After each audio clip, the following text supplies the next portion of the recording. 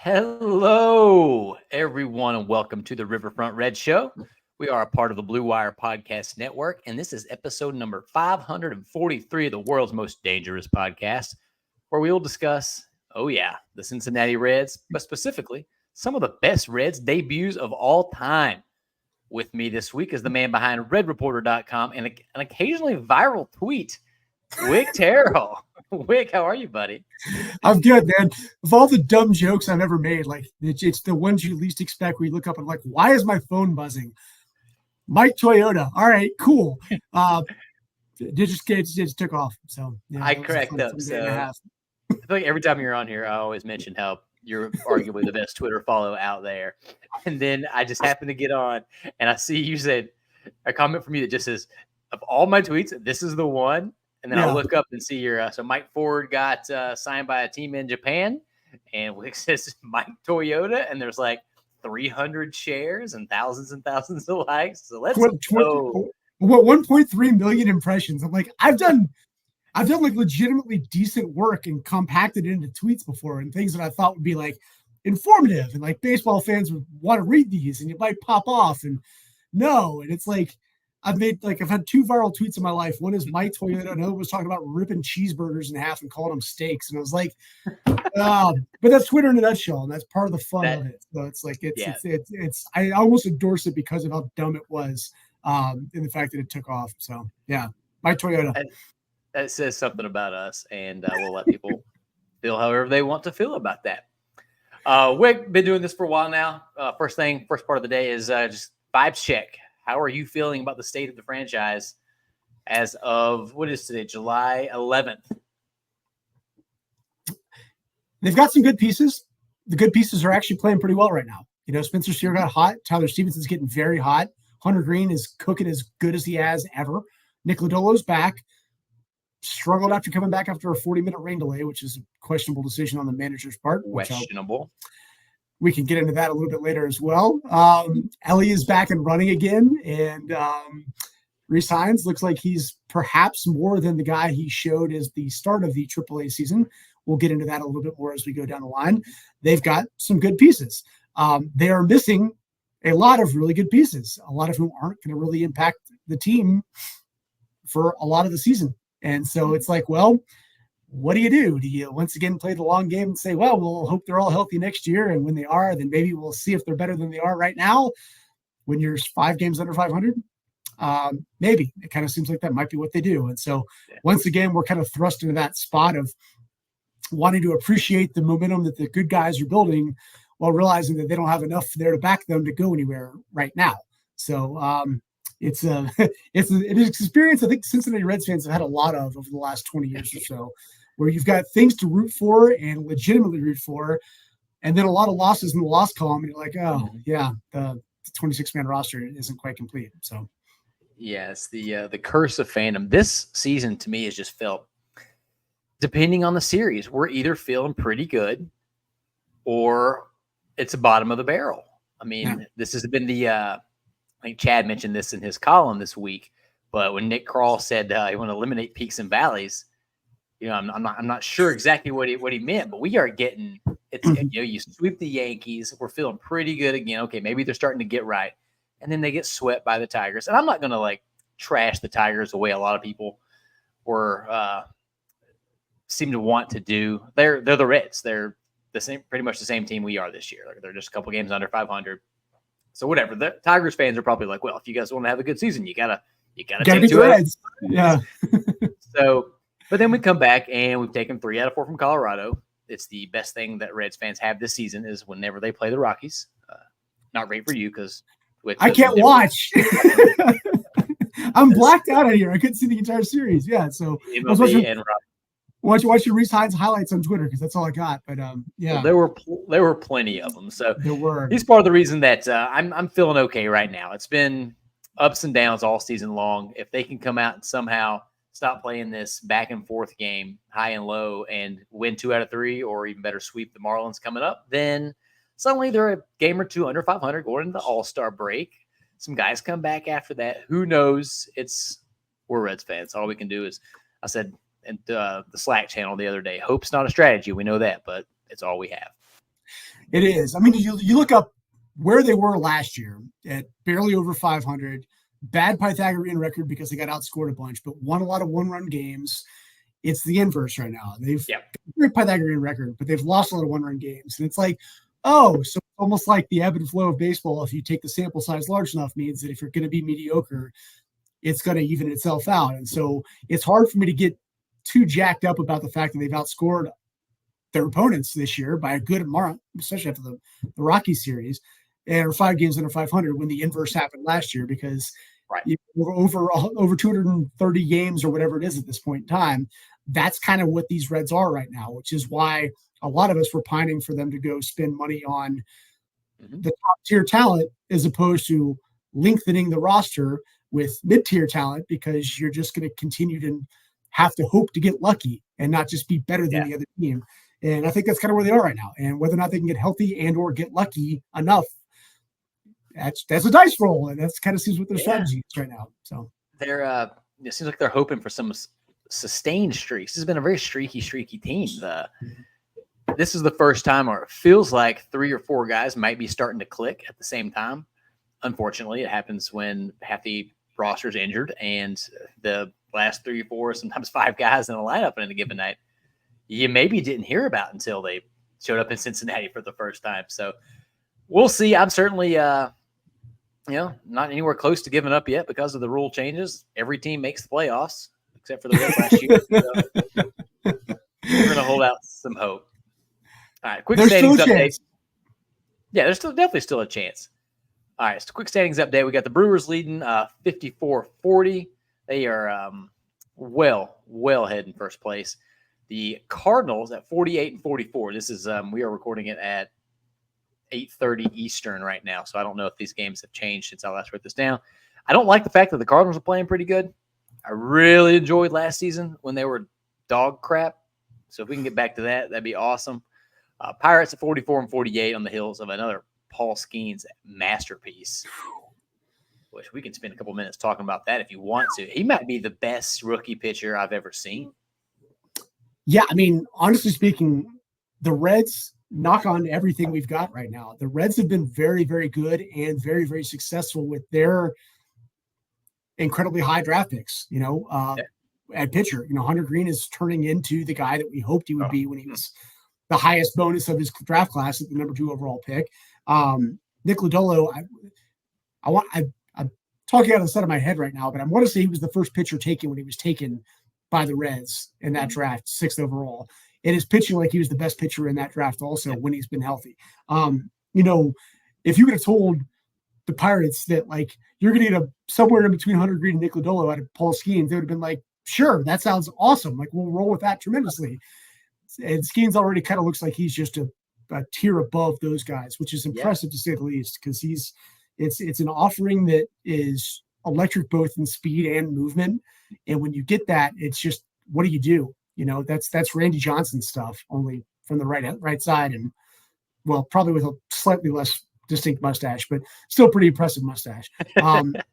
It's one of those guys who's like, I really hope that we're not going to have to run up against him 30 starts a year for the next 6 years in the division, because he looks just filthy, completely filthy. He's so good. And it's between the ears, too. When he started against the Reds, the fastball wasn't working. Like, he realized after the first inning, the Reds had 3 or 4 really hard hit balls, scored a run against him, and then he barely gave him fastballs. This guy has a 100-mile-an-hour fastball with movement, and he barely threw it the rest of the game, or just used it as a setup piece. I love watching him as a baseball fan. I hate watching him as a Reds fan. How do you take that fastball and just put it in your back pocket and be like, no, I'm just going to get a bit leaked him out with everything else and just do it? Else. Yeah, that was crazy. Impressive. Yeah, it was impressive. He may very well start the All-Star game, but I'd endorse it. Yeah, I'd endorse it. He deserves it. Yep. We're all about growing the game, and I think that would be a huge step that MLB might step in there and be like, hey, David Bell, I know you're the assistant coach for the All-Star team. You have some influence in that locker room. Just start my guy Paul. Right. Then our boys did win the day to go to 45-49, followed by the Cubs, who are currently playing. They're a half game ahead of them as we record this right now. And lost Cody Bellinger to the injured list with a broken broken middle finger on his left hand, I think.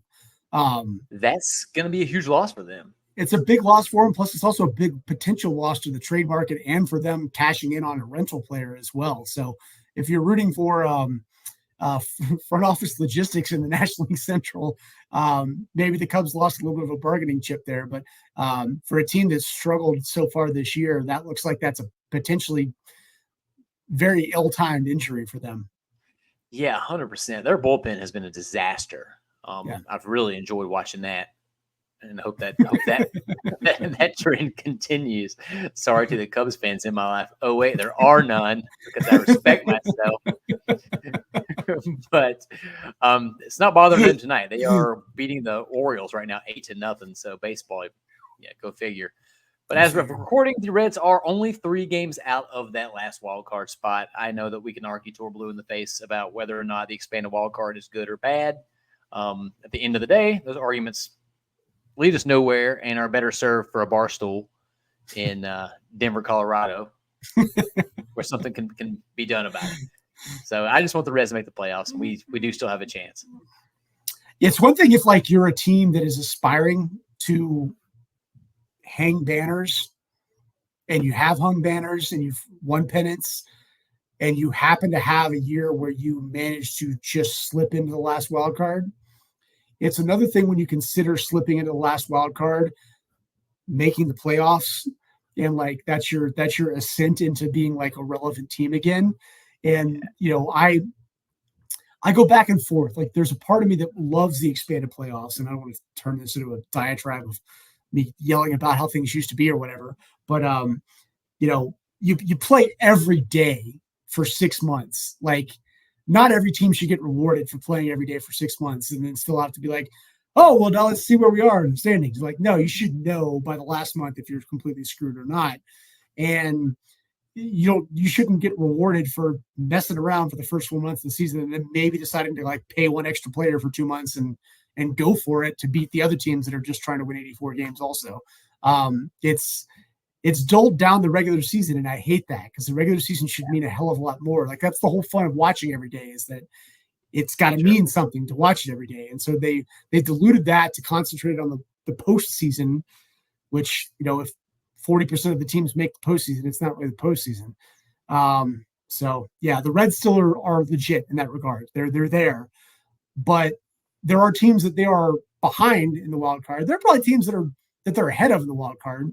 Chicago potentially, who might be adding, they might be adding somebody big, so they've got to consider themselves not just close, but also close, but needing to, to hit that turbo booster the way that everybody else is, or you're going to get left behind the way they did last year. Yeah. A couple things to piggyback on that. One, if I was a Yankees or Dodgers or like a Cardinals fan, I would hate the expanded playoffs because their teams expect to be there anyway. And it has certainly created a scenario where teams like the Reds, like the Rockies, can start like the Diamondbacks last year, who made the World Series, and they shouldn't have really even been there, Yeah, they limped into it, to say the least. But it also gives the front office and ownership an excuse to make sneaking into that last wild card spot the goal. Like if they get the last wild card spot, it'd be considered a successful season, as opposed to, the much older days that we certainly don't remember, when you were the best team in you're one of the 2 best teams in the league, and those 2 teams played each other and went to the World Series. Yeah. As a Reds fan, I love the fact that we have a chance to make the playoffs because they almost never do. But if I was, a teenager in the 70s and I watched the Big Red Machine going at it, I would certainly feel a little bit different about the merit of a team like this year's Reds sneaking on in if they do. Now, the other side of that coin is we've had pretty serious bad injury luck. Yeah. And we had a lot of optimism. Like you were on this very show preseason, and we were feeling really, really good about some things. Unfortunately, Matt McLean. First and foremost, Matt McLean. Yeah. So I think that we all agree that we want to see the Reds in the playoffs, but we don't want that to be their barometer for success. For sure. And I mean, I will give Rob Manfred credit for this. a team that is 5 games under 500 and playing the Rockies and the Marlins the last week before taking a week off for the All-Star break could be the most exciting team in baseball in late August, because all they have to do is just play like 52% win percentage ball going forward. And then suddenly they've got a race in their hands when they shouldn't have even had a chance to be in a race. And so there's a chance to flip the script going into that part of the season. The question is, are the Reds going to add somebody substantial to make that a concrete expectation, or simply just hope that Matt McLean and his surgically repaired shoulder can make it back, and then also make it back to being as good as he was before in enough time to help turn the tide at the last? Gandalf on the fourth day or whatever showed up from the East, so it all comes down to what your expectations are for how the wild card shakes out. And it's going to be interesting to see if the Reds choose to be more than just an idle participant in that race going forward. Yeah, I had this later on in the show notes, but let's go ahead and talk about it now. The trade deadline is 19 days away. In an interview with Nick Kroll, he said that, or maybe it was Meter, that the Reds have yet to commit to a deadline strategy, which, that infuriates me to no end, because it's not a black and white situation. It's kind of like what you were just saying. You don't have to just buy or sell. Yeah, we can be 4 games under 500 at the deadline and maybe say, okay, Frankie Montas is not a part of this future. Can we get anything for him, assuming he picks it up a little bit? Can we trade a Nick Martinez, or even some of our relievers, because we got some guys in AAA and AA that are performing, while also at the same time trying to buy pieces that are going to be here a little bit longer, some players that can help you out in 2025 and beyond. It doesn't have to be one or the other. Do you have any sort of what do you expect the Reds to do? So I at least I can empathize with Netter's comments a little bit, because I'm willing to give him the benefit of the doubt that they don't have a strategy, because 23 other teams in baseball don't have a strategy either. And that falls back as a byproduct of everybody's still in it, because the wild card is everybody gets in. So nobody knows. So everybody's waiting. And so nobody wants to be definitive. And so you want to be definitive, but you're also like, does Frankie Montas have value or not?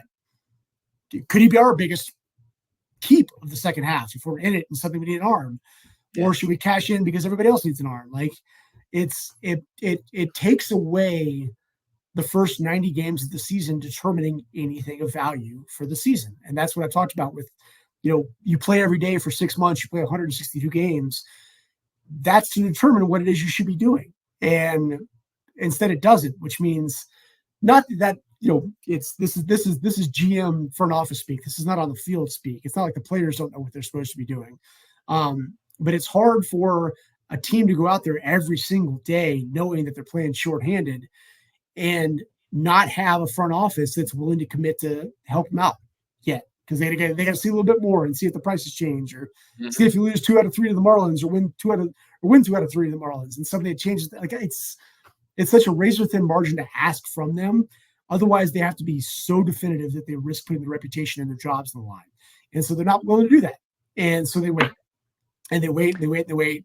And we'll find out in probably 17 days of the 19 days we've got to the trade deadline if they've done enough to make somebody's price come just far enough down where they might make a peripheral move. And until then, we're going to get an Austin Slater. We talked about hope earlier. The hope is that Austin Slater can maybe turn back the clock 3 years until everybody else gets healthy and not be the guy he's been so far this year, because that's all that they're willing to pay right now. And that's where they are. Yeah, that was part of the reason it was so infuriating last year when they did nothing is because it signals to your locker room. Hey, are you willing to do what it takes? We've heard guys that left in the interviews after the fact being like, hey, we love Cincinnati. It's just tough playing for a team that isn't always trying to win when you leave Cincinnati and go taste, the other side of that apple. Yeah. And then you look at, last year, and we had this top 3, top 5 ranked farm system. And then suddenly half those guys this year are dog turds. Yeah. Just playing terribly, and our system is not quite so robust. And these guys that we were all terrified to trade last year, Connor Phillips, Chase Petty. Chase Petty's been looking better right now, so like shouts to him. But Carlos Jorge, some of these young guys, if we would have lost them, we wouldn't feel it at all, and we could have got a meaningful piece back for them. So I always just worry about what it says to the guys that are there when the front office won't do anything.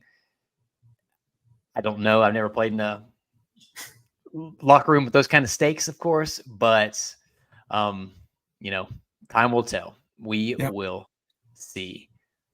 But there is one guy kind of new to the scene that I can't believe we waited 21 minutes to start talking about.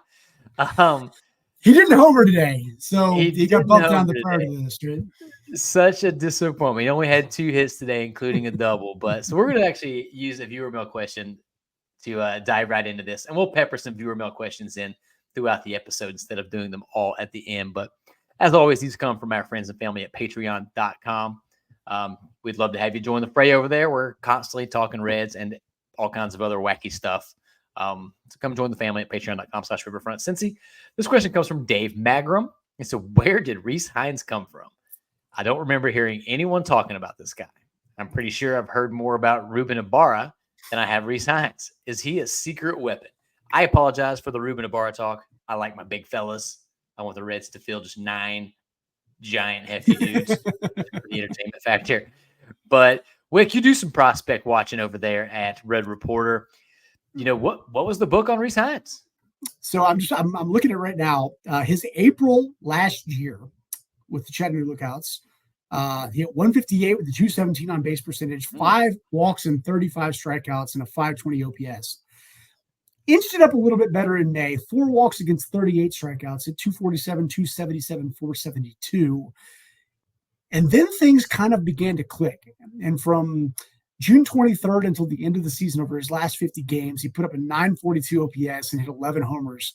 Had 51 RBIs in his final 50 games, which you can do the math on that to figure out exactly what his production would be over a 162-game season.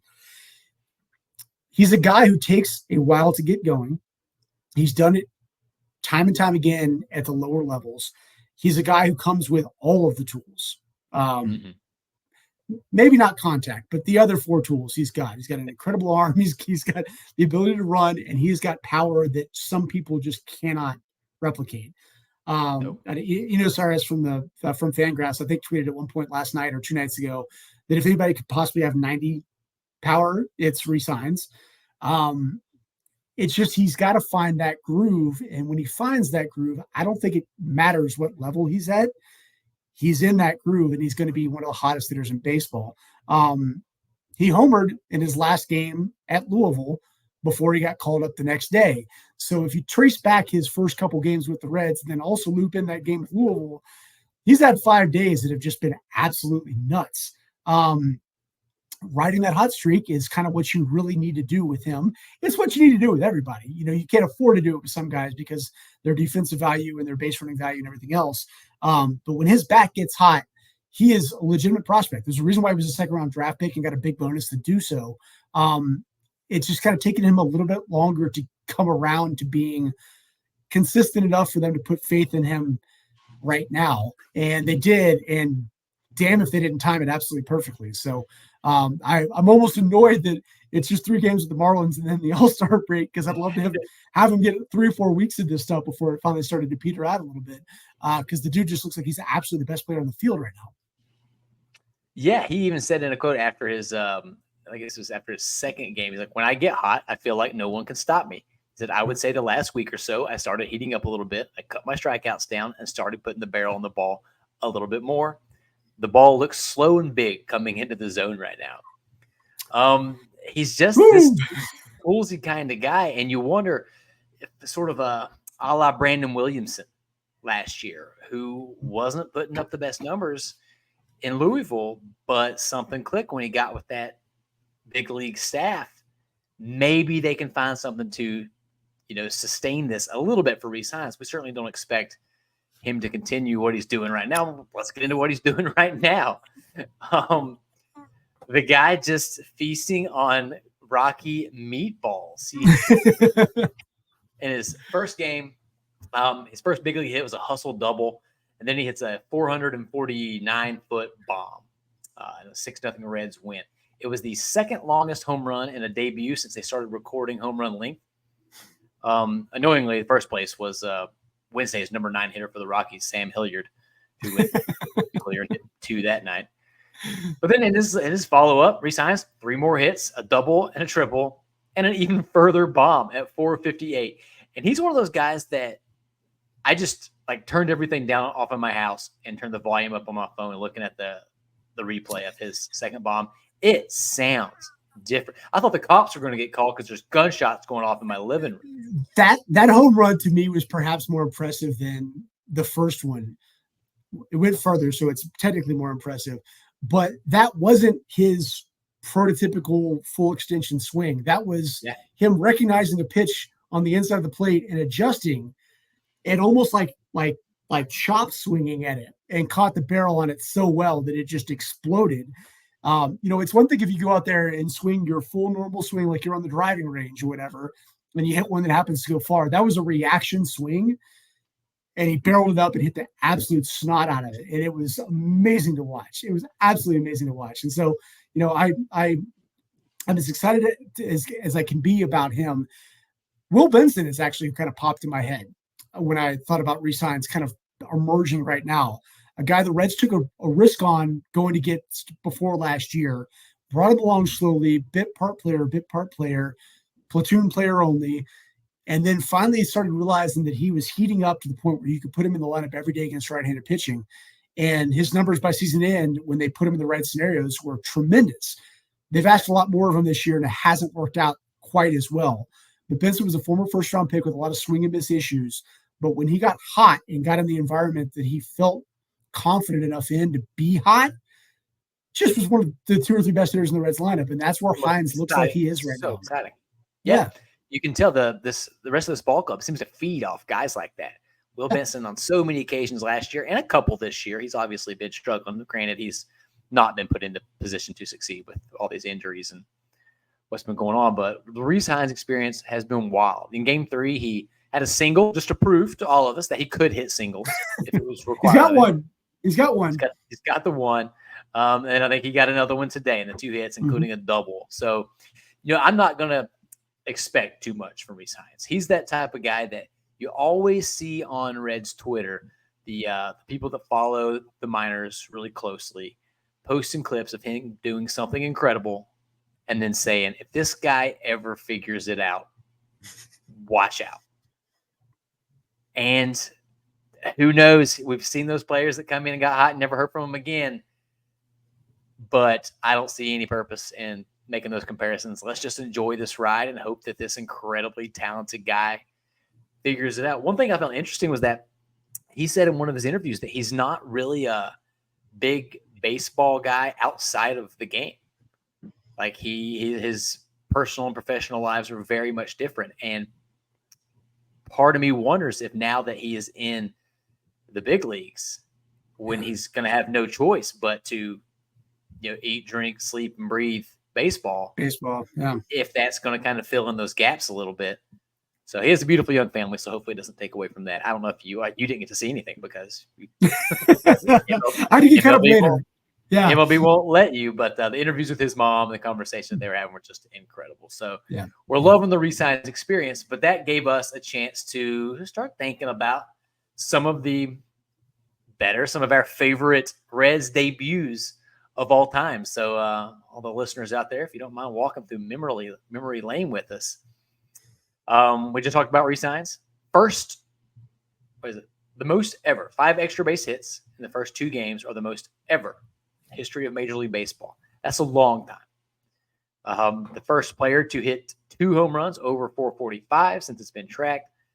So starting us off hot, Rece Hinds. Who do you want to talk about for one of your favorite Reds debuts? So I've been in Colorado for 12 years now, which makes me sound old. It makes me pull out the gray hairs on my beard and makes me feel old. But I grew up in Lexington. You look great. I apologize to all the audio only people. Wick is a handsome fella. That's the lighting over here.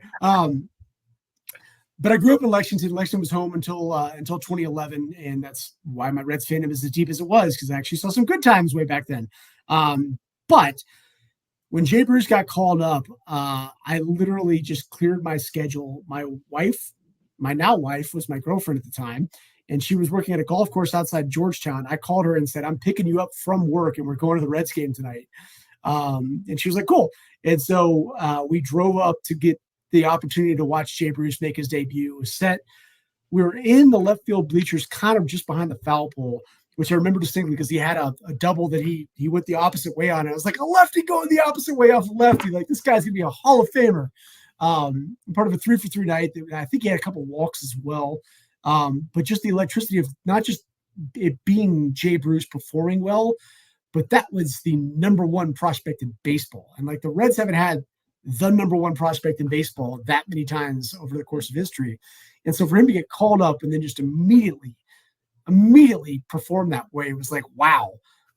Like, maybe the course of the last, at that point, it had only been 12 years of complete futility, was beginning to turn. And that era of Reds baseball is what got me into following the Reds and writing about the Reds again, after kind of my fandom lapsing from when I was a younger kid. But being in the ballpark, I will never forget being is this gonna be fun here again? Like, can we come do this? Like, are you gonna show up tomorrow for this? And I was like, yeah, I'll come back. Which we hadn't had at that point in time in a very long time. Yeah, I remember listening to his debut on the radio and just kind of losing my mind the way all us Reds fans were, because he was the hope. We had been told about this guy since the day they drafted him, and he did nothing but rake on his way up through there. He was, Jay Bruce had a great smile. Let's be honest with him. He was a camera friendly guy too. Fantastic hair.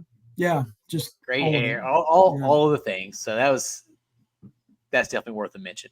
I want to shout out our guy, Johnny Cueto. Yeah. A little bit different because certainly didn't have the pedigree of a Jay Bruce.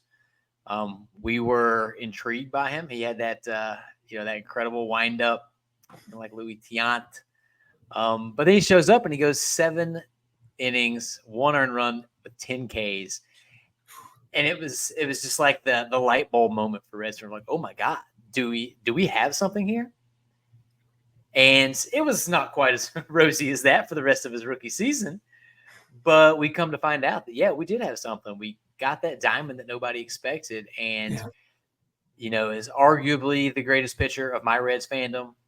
A couple other guys in that nomination. He's in the conversation, and we'll always look back at that pretty fondly.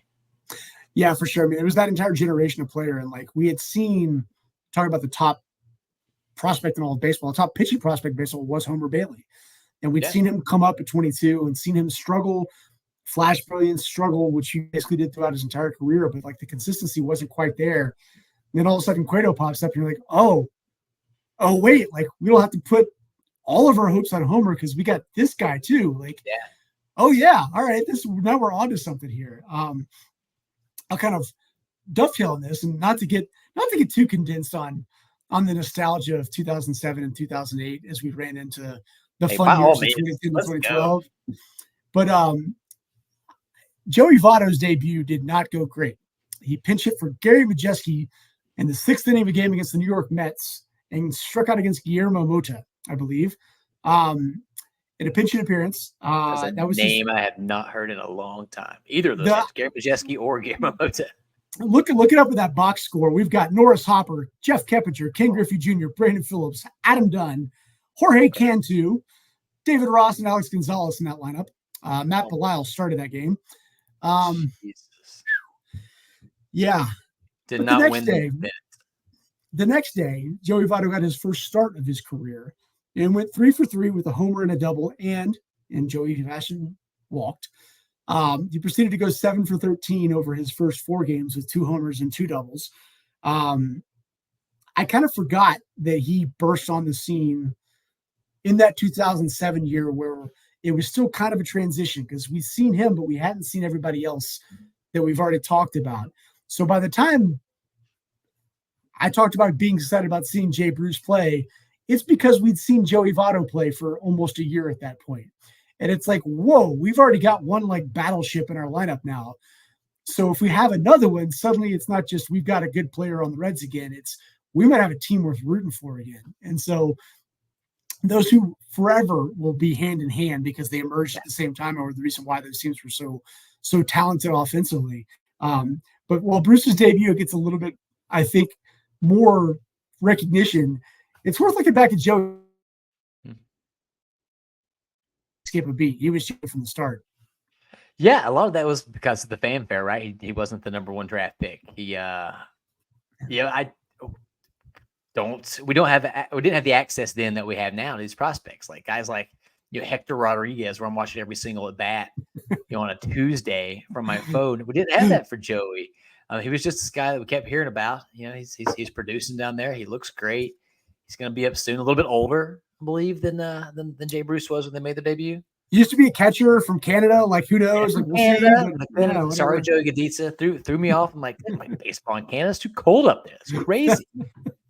But we all know what happened then. He becomes the single best player of multiple generations of Reds fans. Yeah. Until a guy that we'll talk about a little bit later has a chance to be.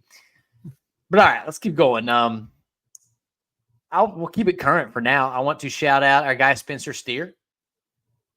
Came over in that Tyler Malley trade, and we knew we kind of liked this guy. He fits a profile, just a style of play that Cincinnati fans typically do, are drawn to. And then he shows up, and in pure Spencer Steer fashion, 2 for 2 with a double and 2 walks. The story is far from over Spencer Steer, but he's quickly become a fan favorite, just sort of the silent assassin that shows up and is pretty darn good. For sure. I mean, Steer, not to put the Votto tag on Steer. I'm not going to do that to him. But Steer debuted before the rest of that swath of new Reds did. When they traded Luis Castillo and traded Tyler Malley. We hadn't seen Cristiano Encarnacion Strand yet. We hadn't seen Noelvi Marte. We hadn't seen any of those guys. Steer hit the majors first in a Reds uniform. So it was like, this is our first taste of like, are these deals going to work out? And so for him to jump right in and be like, oh yeah, this guy knows what he's doing at the plate. That was really, really cool.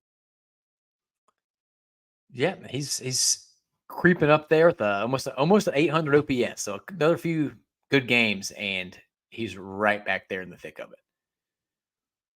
Wick, I think I lost you there for a second, so I'm going to keep going. I want to shout out my guy Joe Randa. Yeah, sorry about that. You're good. Got to shout out Joe Randa. Won't spend long talking about Joe Randa, but you want to talk about Reds debuts. The guy hits a walk-off bomb on opening day, and I'll be honest with you, I don't have a single other Joe Randa memory in my brain. That was it for me. He was with the Reds for longer than that, but my brain says I can only retain so much information, only the useful bits, and every other Joe Randa experience didn't make the cut. You might be able to look this up for me quicker than I can, but he got flipped for Justin Germano. Let's see. I was at that opening day game, and that's a memory that I'll never forget. Adam Dunn ties it up in the bottom of the ninth, and then Joe Randa walks it off. That was so much fun. For that one moment, the Reds could have been World Series favorites. World Series favorites, they could have been. I watched it. I was not there. You were right. He was traded to the San Diego Padres in exchange for Justin Germano and Travis Chick. Oh, that's right. Sorry. Shout out to Travis Chick. I apologize. I didn't mean to shortchange you on the Joe Randa history. Yeah, this Travis Chick erasure is. Yeah, I apologize for Travis. All right, who you got next up on your list, Wick? The next on the list. That's a good question, man. I tell you what. Look at the list we got right here. Tyler Stevens' debut. I honestly don't remember Tyler Stevens' debut. I remember being very.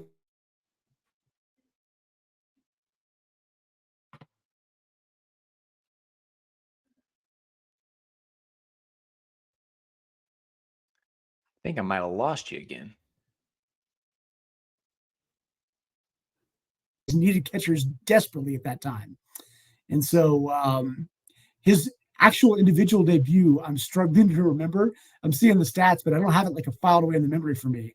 But I remember the first couple of weeks after he came up, because it was Stevenson. It was still who was he paired with at that time? Who was the other catcher on the Reds roster? That's what I'm trying to remember. It was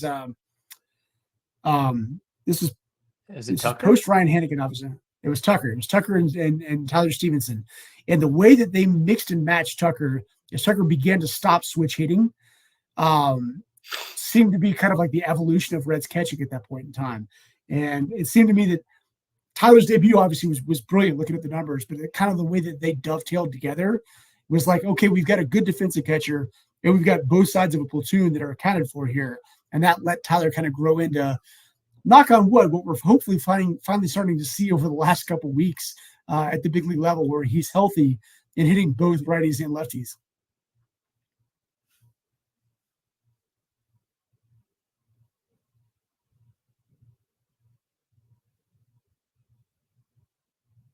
Sorry, I think I muted myself.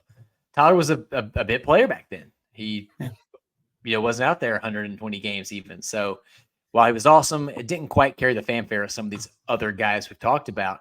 A couple random people I want to shout out. One, our guy, Joe Nuxall.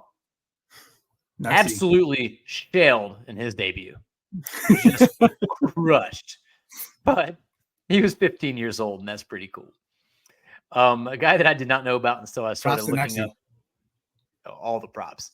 I didn't know about this guy until I started looking it up for this episode, but Doc Newton, who pitched a complete game, gave up 5 runs, but did so over 12 innings and got the win. So shouts to Doc Newton. When did that even happen? Ooh. That was 1901. It was April 26, 1901. I was going to be like 1918. I don't know. I know a Doc Newton I've come across in the stat book before, but I could not have placed Doc Newton if I had to there. It was off 17 years. Have you ever heard of Rob Bell? Do you remember Rob Bell? Yeah, I remember Rob Bell. Problem is, I remember a lot of Bells. A buddy of mine worked for a delegate in Virginia named Rob Bell. So like that's the only Rob Bell in my mind. But there was a Rob Bell who I don't remember that in his major league debut went 7 innings with 9 Ks and 1 earned run. So Rob Bell doing work. That would have been Rob Bell. Yeah. 2000. So good for him. I hope he's doing well somewhere. All right, anybody else you want to shout out before we move on a little bit? Ooh, Rob Bell came over to the Reds in the Denny Nagel Michael Tucker trade for Brett Boone and Mike Remlinger.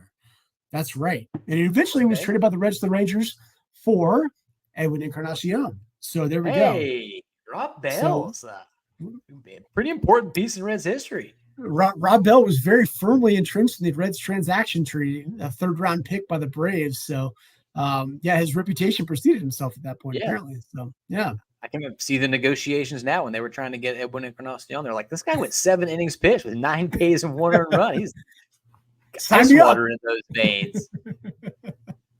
The only other names that I saw that really stuck out to me, I guess just one I haven't mentioned, is a guy named Jeff Russell in 1983. Complete game shutout. No, 0 earned runs. I think there was 1 run scored in 7 strikeouts. So shout out to Jeff Russell. Hopefully we can keep this conversation going about Rece Hinds, because his debut, while it's only been 4 games so far, if these next 3 are crazy, we'll do an emergency podcast or something, and we'll start updating these rankings. All right, so let's move on and take care of the rest of the thoughts and themes of the week that was. Wait, we got a couple All-Stars, man. We're getting ready to go into All-Star break, and we have 2 of them. And if you had asked me before the season began which 2 players being named All-Stars would be the most exciting, would probably mean the most for the future of this franchise, I would have given you the 2 guys, Elly De La Cruz and Hunter Greene. So let's start with Elly, because he's just been the number 1 reason to tune in every single day. Yeah. And he was named, Hunter Greene was a replacement. Well-deserved. I'm not taking anything away from him. But we'll start with Elly because he was in the original battling. So what are your initial thoughts on just Elly making his first All-Star game in his first full season in the big leagues? Yeah, at age 22. I mean, he's the toolsiest player in baseball. He throws the ball harder than anybody else as a position player. He runs faster than anybody else. He steals bases more than anybody else. He hits the ball aside from Giancarlo Stanton, harder than anybody else. He switch hits. He plays a premium defensive position. You would like to think somebody who is talented enough to do all those things and have all those claims would put the numbers behind his reputation to warrant being an all-star. And he has. He's on pace for damn near an 8-win season. He's got OPS of about an 810 right now. He's walking at a great rate, despite the fact that he's striking out every day. He doesn't have the highest strikeout rate in baseball. And if you look at the guys who strike out more than 30% in baseball right now, he's one of them. Aaron Judge is one of them. Like a lot of really good players strike out a lot. So the fact that he's putting it all together, and yeah, when you say that, like you want to see the guys who have the best tools and make you dream about how good they could be get rewarded for being good because the best tools they've got are shining. It's tremendous. And Hunter Greene fits that bill as well. I mean, his fastball is legendary. The slider he's worked in this year has been awesome. Like it's really been a devastating second pitch. And he's peaking right now. He's peaking as he goes into the All-Star break. And so, you talk about before the season, it's like, can the two toolsiest guys put it together and be good enough to be all-stars? And they have. It's like, great. And then you look up and you're like, oh, they got like 14 wins last year out of like TJ Friedel and Matt McClain and Christian Arcosian and Strand and Will Benson and everybody else. You're like, why isn't this team good? And you're like, oh, well, the good players have been really good. It's everybody else who's not been picking up the slack. And so props to Hunter, props to Elly, very well deserving. And I hope they get a chance to put their skills on display in a big spot for a national audience. Yeah, I'm not one of those guys that wants them to make the team and not play. I want them both to go and play, and I want them to do something incredible, especially a guy like Elly who is I shouldn't say that for both these guys. Elly, who is so important to the game of baseball. He has transcended regional fanhood. You got guys from other fans of other teams talking about how their kid wanted to go to the game when the Reds were in town because Elly was playing. From Hunter Greene, you have his activism and influence in the African-American community. Such an important role model and a guy who has carried himself as someone who's willing to take on that role from day one. And, unlike Elly, Hunter was kind of the chosen one, cover of Sports Illustrated magazine. And for him to come out and kind of just shut up the haters, man. Going into the season, people were 2 weeks into it. People were saying both these guys need to go down to Louisville until they figure it out. What a bunch of clowns, because they're the two best players on the team. We'll just throw some stats real quick. For Elly, the most stolen bases by a Red before the All-Star break. Shouts to Billy Hamilton. The fewest games played. So this is a stat. Fewest games played to 15-plus home runs, 15-plus stolen bases, and 15-plus homers, 15-plus doubles, 45-plus stolen bases. There's only two names on the list. One of them is Elly. The other one's Ricky freaking Henderson. Ricky freaking Henderson. Yeah. So that's pretty good. So on top of that, Elly's going to learn some Japanese so we can speak to Shohei at the All-Star game. Did you see that? Yeah. I'm going to learn some Japanese to talk to Shohei. The guy's crushing it. We are so lucky to have him on there, to have him to root for. And I guess one quick question, because we are already 50 minutes in. We like talking ball. We do. What, just a quick slash line and a couple other little stats if you want to pepper them in there. What do you think a peak Elly season? What do you think the best season of Elly's career might look like? Oh, man, that's just so hard to say. I mean, I think I predicted before the season started that he'd be the first member of the 40-80 club. I think I wrote that in one of my dumb predictions, and I'm too dumb to remember exactly what the numbers were I put up there. But yeah, that doesn't seem outlandish at all. And, he's sporting a walk rate that would support in a decent BABIP season 380, 390. If he actually starts getting some of the hits that he hit, that's a 290, 380, 540 season. That's just nuts. That's completely nuts. But it's not nuts because that's what he's capable of. And that's capable of, paired with his running ability and his defense at shortstop, of being the best player in baseball. So that's, that's fun to talk about, isn't it? It's Joey Votto stealing 80 bases a year and playing shortstop. That's an incredible way to put it. What if you take one of the Joey's best offensive season and he also played shortstop and stole all the bases? I love it. We're lucky. Kyle Kapler, one of our Patreon family members, said, can someone do a sequel to the movie Blank Check and it be about Elly De La Cruz getting paid by the stupid franchise? Kyle's a little upset with the Reds of late, as you might be able to tell. I tweeted this out the other day. I just wish, and I don't know if it could be bad strategy to make it public, but I just want to know that the Reds have tried to sign him up long term. I want them to say, hey, we offered him $300 million. We offered him, blank check, Kyle, you're right. There isn't a number that I think is too high, but at least make him turn down a la Ronald Acuna Jr. Multi-generational wealth. Right. Because he was signed for what, like $65,000 out of the Dominican? Like, I was going to say, like you say, the contrast we have with him and Hunter Greene just immediately off the bat, where Hunter signed for $7.25 million out of the draft. Yeah. That life-changing money just in the bank from before he ever throws a pitch.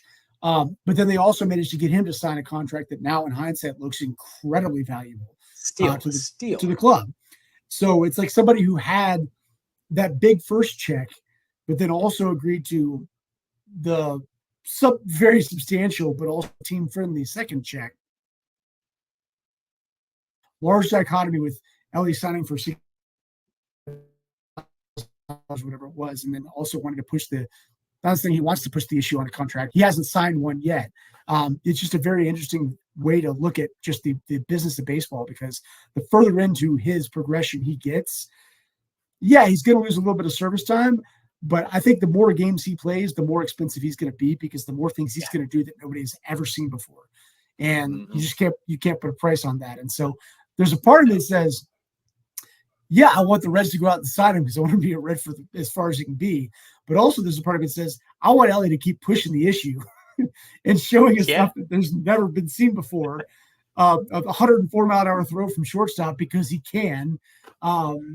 Because all the things he does to do that will just push his value that much higher up into the stratosphere. Yeah, could not agree more. But make him say no. Put the number in front of him. If he says no, fine. That's his choice. Some quick Hunter stats.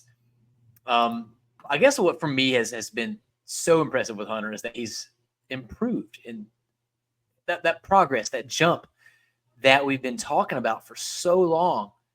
He's made it. Like, he is that guy now, and he's kind of undeniable. His FIP has gotten better every single year. His Ks per nine have gotten better every single year. His K to walk ratio improved every year. And now he sits after today's game with a 3.34 ERA, 1.11 whip, 3.2 wins above replacement, actually second in the starting rotation. And he's just been everything you could ever want from the rockier rotation, and he keeps getting better. So shouts to Hunter. I don't know if there's anything we haven't already said, but where would you set the over-under for Hunter Greene All-Star games in his career? Sorry, I kind of lost you there for a second. Sorry. Oh, my bad. Where would you set the over-under for Hunter Greene All-Star games for his career? Ooh, oh God, he's got a lot. I think he's got at least 4 or 5. It's so hard with pitchers because it's a health thing. He stays healthy. It's going to be him getting consideration for it every single year. And with pitchers, it's just so hard to count on them for any sort of consistency with health these days, because they just get hurt all the dang time. And that's not an indictment on them. That's just an indictment on what the sport is at this point. But I think at least 4, 5. I'll go 5. 5 All-Star games for Hunter Greene. I like it. I couldn't decide whether I wanted to set the line at 4.5 or 5.5, and I think I lean towards 5.5 just because I believe in him so much. But hopefully he gets the over for the rest of the time he's a Red, and hopefully beyond. But we'll be sad about that later. All right, some other big news coming up. We have the 2024 MLB draft this Sunday night. The Reds slid into the number 2 pick in that draft, and what can only be described as karmic justice after they fell to number 7 after losing 100 games in 2022. So I had a question where I said, who do you want the Reds to pick? And then our guy Hooper Powell from Patreon said, who are the top 5 on your board? Bonus question, what's a good drinking game for the draft? So let's take the first question first, and then we'll get into the second. Who are your top 5? Do you have a top 5? I don't follow. I've got 5 prospects that I think I'd be okay with the Reds getting. Sorting them out. I mean, I am no prospect expert at this point. I watched some SEC baseball this year, so I'm a little bit biased when it comes to that. My Kentucky Wildcats had the best season they've had perhaps ever, and so I got a chance to watch them play a lot of games. Jack Caglianone from Florida just is an absolute baseball player. Tremendous left-handed pitcher, absolute stud with the bat from the left side of the plate as well. You watch him play, and it's like at this level where he is right now, he's the best player there is. Whether or not that continues to translate is you grow into your game and players get more specialized and your wide-ranging skills aren't necessarily as valuable as being very good at 2 or 3 things. I don't know, but he's definitely in my top 5. Charlie Condon's numbers are just impossible to ignore at Georgia. I think that's probably who's going to end up being the Reds pick at number 2. I think Travis Pisano is going to go number 1 to Cleveland. I got a chance to see him play against Kentucky as well. Incredible approach. The kind of guy who's going to be fast-tracked to the big leagues, I think. Quality player. And there's a reason why I think Cleveland's going to take him, because he fits their bill of low strikeouts and high contact. Stephen Kwan, was also an Oregon State player, I believe, if I'm remembering correctly. He ticks a lot of those boxes. So it's hard not to ignore him. And then Weatherholt from West Virginia, who's a guy who got hurt early this season. Watching his highlights from last year actually make me more excited about him than watching his highlights from this year. And so if he's a guy who can show that he's moved beyond that, that's a really intriguing pick. And I just don't know if the Reds are going to try to do that. They've in previous years, when they've had high draft picks, not with Hunter Greene, obviously at number 2. They did it with Nick Senzel and saved about $900 to $1 million and picking him to a below slot deal to roll that back into signing somebody else elsewhere. I don't know if this is the draft you do that in. It seems like a really top-heavy draft, and I don't know if you're trying to save money to sign anybody else, because there might not be the other person there to get that is really worth it down the road. So I think they go as big as they can to start, and all signs point to that being probably Charlie Condon. And so I've kind of gotten excited about him. Yeah, people are saying that he could potentially play this season. I don't know if that's true or not. I didn't watch. I don't admittedly don't watch a lot of college baseball, but they say he is, if not ready, super close to being ready. There's your deadline acquisition right there, Charlie Condon, right? Oh gosh, how dare you?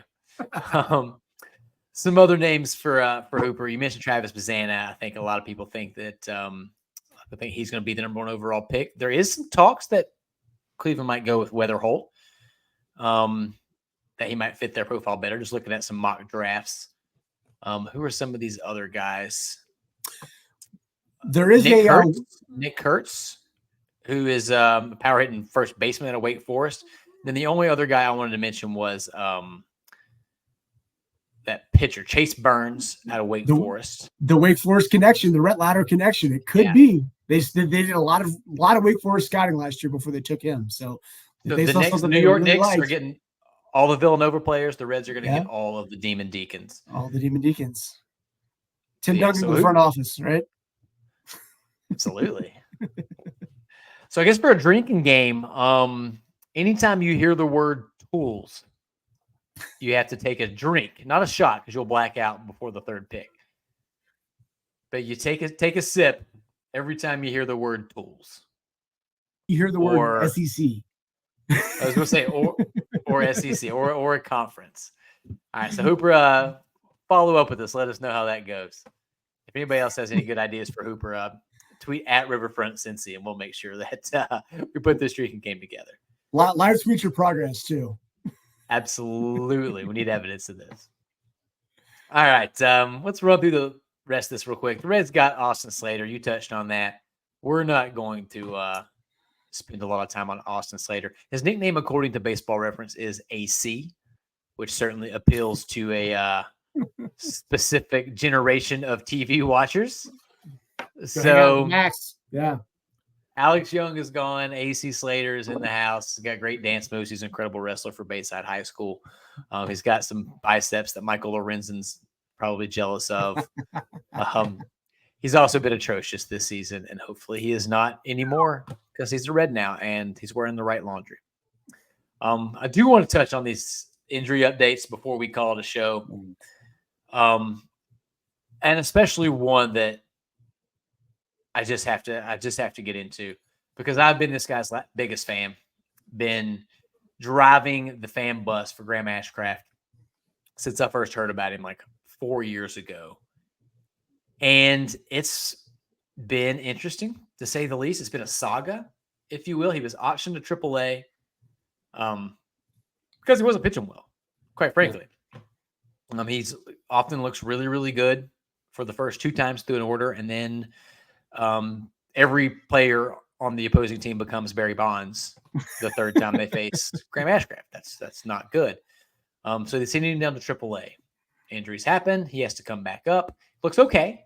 Not great, but looks okay. It looks like a 5th starter. And then they send him back down to AAA. They option him back down to AAA, except they changed their mind a little bit. They said, whoopsie daisy, and said, no, we're actually going to put him on the IL due to elbow issues. And these are elbow issues that Nick Krall said he knew about, or they knew about before his last start, which was alarming to me. Elbow issues for a pitcher, and you just let him pitch through it for your 26-year-old potential rotation mainstay. I don't know what happened there. I'm not sure if that IL stint is legit or if it was just Graham and his agent being like, I'm furious, so put me on the IL because I need time away, a la Nick Senzel. It seemed like Carson Spires had jumped Ashcraft in the pecking order because they had a choice once to which one to keep up in the rotation, and they kept Spires up. So I don't know, but I'm still super high on this guy, and it seems odd the way they've been handling. So what are your thoughts? I'll say flat out that Graham Ashcraft is a legitimate big league pitcher, 100%, and will be for a while. His stuff is nasty. I've thought for a while that his 2 pitches were profiled better as an absolute lockdown reliever. And I think that's kind of where he's going to end up being, regardless of what this elbow issue ends up turning into. Well, let me jump in real quick because we had a question from one of our Patreon family members. Joey, yeah, sure. Said, cheers, guys. Listen, I might not be as high on the Ash Man as Nate is. Nobody is, Joey. Nobody is. But having him as a cog in the pen might be exactly what he needs as opposed to being in AAA. I know he's banged up right now, but thoughts on putting him in there for the rest of the way? I thought that was a good lead into what you were seemingly getting ready to say. But then my internet cut out. So I think sorry. Sorry. I think honestly, like he fits the role that they signed Nick Martinez to a big money deal perfectly. Go give me 3 innings. Go give me 4 innings. Buy me time. Get a lot of ground balls. Pitch as many pitches as you need to because you can throw the same 2 pitches and it's not going to tax you to throw 4 pitches. In that role, I think he's perfect, which means he's an incredibly valuable guy to any big league staff for the same reason they signed Nick Martinez to the role they signed him in that swingman role. To me, I'm almost reading the tea leaves backwards on this, and it's concerning to do that because for them to rescind the option to put him on the big league IL, that is almost an MLBPA move to me, because if he's on the minor league injury list, he's making AAA money while he recovers from any injury. If he's on the big league injury list, he's making big league money. And so I'm not saying he's got an injury that's going to require any major surgery. We don't know that yet at all. The odds are when you have an elbow injury in Major League Baseball today, it's not good. So I'm hoping for the best for him. But if you're going to miss 12 to 14 months and you're on the big league injury list, you're making $750,000 a year. If you're on the minor league injured list, you're making $100,000 for that year. I mean, for a guy who was a sixth-round pick who didn't have a huge signing bonus, like, that's significant. And so if there was any sort of grievance that went back and forth for them to make that move retroactively to pull him back, that's almost to me a red flag that, like, there's something that's significant in there, and this is going to take some time to figure out. And I hope I'm wrong on that. I am, to everybody who's hearing this, I'm projecting on this. But when you see that series of moves and then it backtracked, that's an administrative move that is a move if he misses a season. And so I hope that he's fine and it's just administrative, but it's hard not to overlook that for a guy that, that's a hell of a lot of money to a guy who hasn't signed his first big contract yet. Yeah, I hadn't thought about that. That's a good point. And I hate it. I hate that point, but it is a very, very good point. So time will tell. We'll stay tuned there. For me, like, I watched this guy in Double-A, and he had these 2 pitches that had more action and more life on them than just about anything I'd ever seen at that speed. I thought it was hilarious at the time because he didn't always know what it was going or even which way it was going to break. He just seemed confused by it sometimes. We all were. It was so much fun. But that's kind of just still the case now, except he's not throwing quite as hard as he tries to figure out Major League pitching. He doesn't have anything that goes in the other direction. He doesn't really have a great off-speed pitch. He's throwing similar directional breaks and similar speeds, and you can't do that to Major League hitters. So either he figures it out and he can be that, like number 3 type starter that I really believe he has in him somewhere, or he's a bulldog. And listening to John Sadak on the broadcast when the Reds were playing the Guardians, talking about how when he looks at Emmanuel Clase, he thinks that's who Graham Ashcraft could be. Yeah. That was the first time where I really let myself be like, okay, maybe I need to give up some of my real estate on Ashcraft Island and root for this bullpen thing, but we'll see. It's a pretty awesome fallback option if he doesn't get the whole induce a ton of ground balls. And admittedly, the Reds haven't given him a great defense to be the ground ball bulldog that he could be. If they'd done that, it might be a little bit different scenario. But worst case scenario, if you can fall back and be an elite 2-pitch reliever, which I think he could be, that's a hell of a big career. So, yeah, that's a guy you're happy to have. Nick Martini, he's probably out for the year until September at least. Thumb surgery to repair some torn ligaments. Had sneakily been pretty good since the end of May when he came back up around 523, second best weighted runs created plus on the team. So not great, Bob. Didn't see myself missing Nick Martini on my 2024 Reds bingo card, but here we are. Luke Maile, he's out with a herniated disc. Stuart Fairchild also has a disc injury, probably coming back right after the break. CES is out for the season, had surgery today, so get well soon, CES. Really no news on Emilio Pagan. Question, because we did get some good news that TJ Friedl is probably going to come back 7 to 10 days after the All-Star break. We love that. Matt McClain is swinging again, not taking bat practice or anything, but he is swinging a bat, scheduled to begin a rehab stint on August 12th. So, Wick Terrell is getting TJ Friedl and Matt McClain back as good as a trade.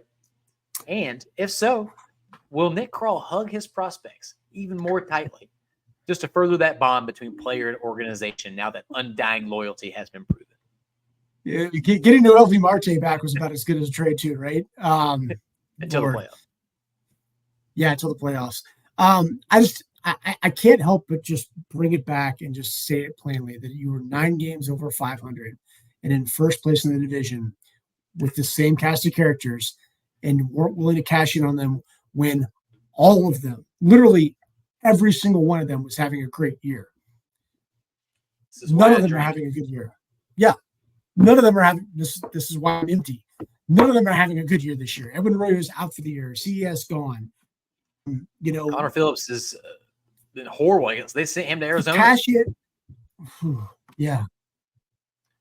Yeah. Listen, I mean, Nick Krall, to move these guys, any of these guys now. We don't want to drink. You're making us drink. This is that Castellini. It's so light outside. You see that up here? Sun.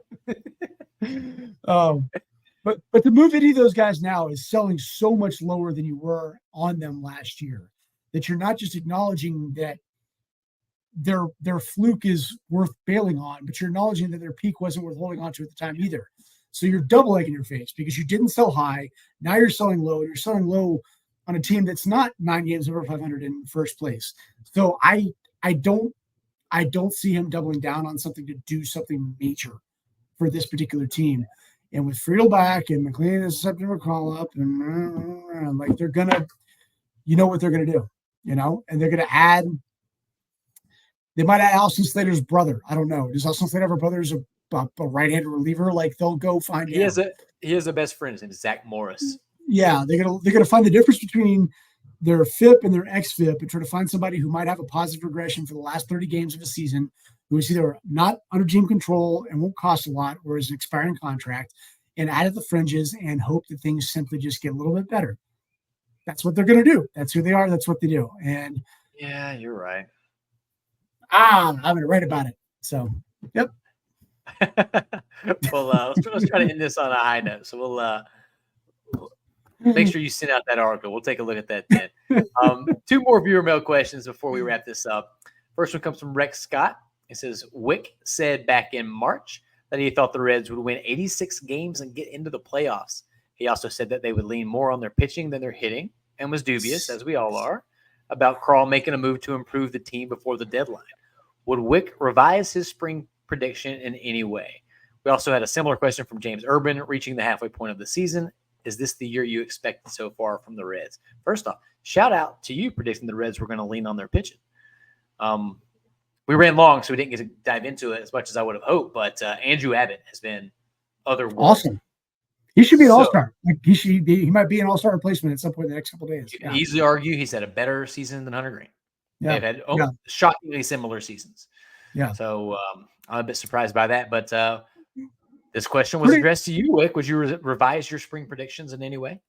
If I had known the injuries that would happen, I probably would have revised it a little bit. I believe Matt McLean was still healthy at that point, and losing him, I mean, I looked at it at one point about a week ago, so my numbers are going to be off right now.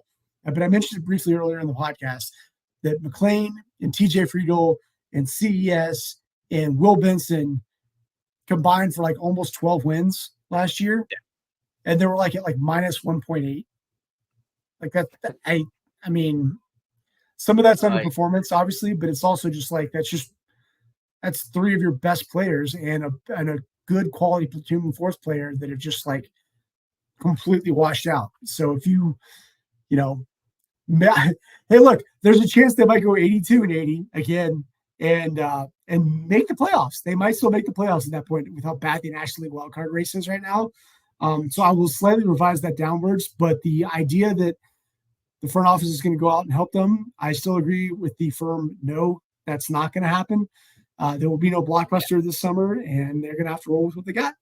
So we'll see. Yeah, 100% aligned on that. James, to answer your question, is this how we saw it going? No. These injuries have completely steamrolled anything that we saw coming. Jeimer Candelario, who by all means has been fine after a couple rough stretches, this season has so emphatically not gone the way that I expected that Rece Hinds currently has more wins above replacement than Jeimer Candelario. This has been a weird season. And hey, you know what? If you can't be good, be weird. So keep it up, guys. One last question. Andrew Williams says, I wish I could do a whole episode based on this question. Let's say NBC has given you a pilot deal for a new sitcom. You now have to select 4 21st century Reds to star and convince them to renew your, quote, show about nothing, end quote. Who are you going with? So who is your Seinfeld cast for modern day Cincinnati Reds? Let's just go back and forth until we get 5. You go first. Johnny Cueto. Johnny's got to be in there. If you follow Johnny Cueto's Instagram feed, you can't see anybody other than Johnny Cueto. So Johnny Cueto, 100%. I'm starting out with Johnny. Yep. There's a lot of amazing donkey content. I'm going to go with Joey Votto. because he's just been crushing social media. He's come out of his shell, and he's one of the more quotable guys that we'll ever have. Ricky Karcher. Ooh, sleeper pick. Wild card. Wild card. Hey, yeah. If this is made for television, you need some wild cards. So there we go. And he's got those boyish good looks, so he'll work out. I like that. I'm gonna say Elly because he just seems like he's having the best time at all times. You kind of have to, yeah. Let's see. All right. Bronson, yeah. Bronson would probably quit halfway through because he's tired of everybody's crap. Got to be the old man in the house too, you know. and then we get to replace him with Yasiel Puig, just to come. All right, Andrew. I'm gonna try to do more on that later. Let's talk about that in the Slack channel. All right, Wick. Thank you so much for coming on, buddy. Where can the people find you? You can read me at Red Reporter. Find me on Twitter /X/ whatever the heck it's called these days at Red Reporter as well. At Red Reporter Fans on Facebook, where we post all of our stories whenever we post them, and then immediately ignore all the comments that are put on by our 11,000 followers on the Facebook page, because that's how we operate Facebook. But the community there, I'm sure, will enjoy your topics as you bring them up as well. Yeah, you can find me on Twitter at Wick Terrell as well.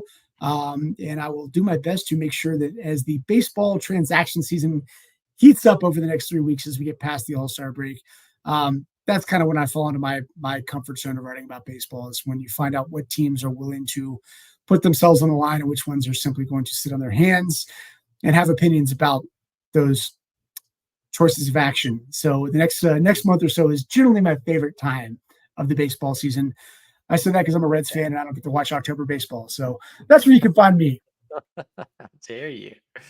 I love it. Wick, thank you so much for coming on. Everyone, please go follow Wick. Go check out redreporter.com. Absolutely worth your time. So thank you for coming and hanging out with me, Wick. Thank you to everyone for listening and supporting the Riverfront. Tell your friends, have them tell their friends, have them text their friends' group chats, and then tell those friends to take the group chat that you're actually not in, because everybody has a separate group chat that you're not also in. Text that group chat and ask them to like, follow, and subscribe everywhere we are, which is pretty much everywhere. Twitter, X, Instagram, Facebook. We're at Riverfront Cincy, all those places. And, of course, huge thank you to our supporters at patreon.com/RiverfrontCincy. We couldn't do it without you, and we'd love for those of you who haven't yet to join in on those hijinks. Also, if you have questions, concerns, comments, anything, you can email us at team@riverfrontcincy.com. I will be personally checking that out. And you got some viewer mail questions, fire away. We'll get it in there. So shout out to Adam Dunn. Shouts to Lisa Alberto, to Wayne Crane, Chicky, and Eli Cash, for my man Wick Terrell and Gary Majeski. This is Nate saying so long, Cincinnati.